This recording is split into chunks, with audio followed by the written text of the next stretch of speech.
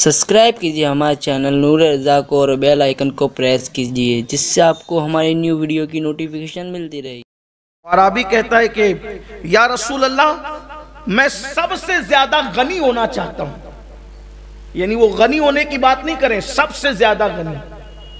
اس کا مطلب سوال کرنے والا کوئی معمولی عربی نہیں ہے۔ یا رسول اللہ میں سب سے زیادہ غنی ہونا چاہتا ہوں۔ میرے آقا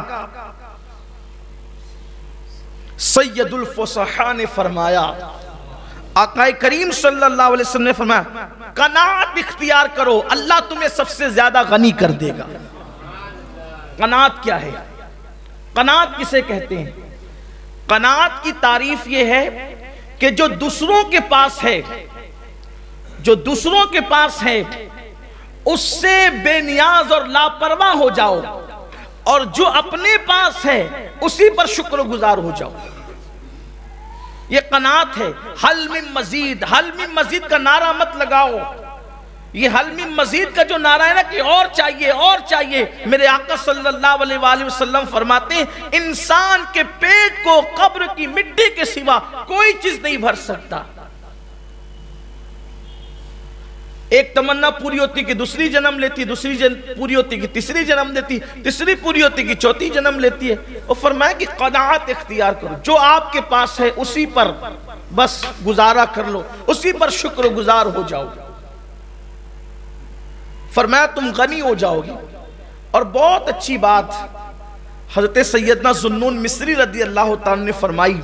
حضرت ذوالنون مصری فرماتے ہیں، بہت خوبصورت بات فرماتے ہیں بیٹا دوسرے کے نصیب کا کبھی تجھے نہیں مل سکتا، اور تیرے نصیب کا کبھی تجھ سے چھینا نہیں جا سکتا۔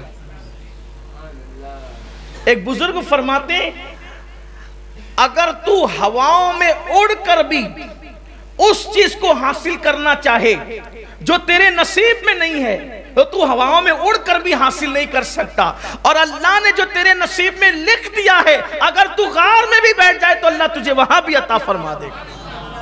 لیکن انسان کو حصول کی کوشش کرنا چاہیے، بیٹھنا نہیں چاہیے، حصول کی کوشش کرنا چاہیے۔ لیکن اللہ نے جو دے دیا اسی پر قناعت کرو، جو دے دیا اسی پہ بس۔ بلکہ اگر اس کو اپنی زبان میں کہوں تو یہ کہہ سکتے ہیں کہ جتنی چادر ہو اتنا ہی پیر پھیلاؤ۔ آج قناعت لوگوں سے نکلتی جا رہی ہے۔ حیثیت ہے کہ 5,000 کا موبائل استعمال کریں، لیکن دوستوں کے پاس 50,000 کا ہے، تو پھر وہ حیثیت نہ ہونے کے باوجود بھی 45,000 کی جوخم کر کے پھر وہ موبائل خریدنے کی کوشش کرتا ہے۔ اسی میں انسان پریشان ہوتا ہے۔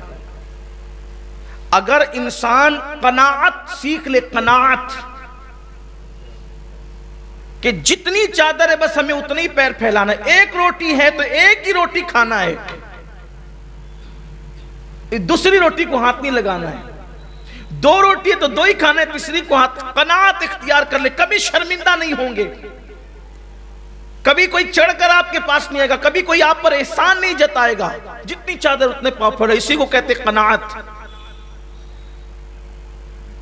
اور انسان اگر قناعت اختیار کر لے تو زندگی پرسکون ہوگی، وہ کسی کا احسان نہیں لے گا۔ اللہ تعالیٰ نے جتنا دیا اسی پر بس گزارا کرو، اسی پر گزارا کرو۔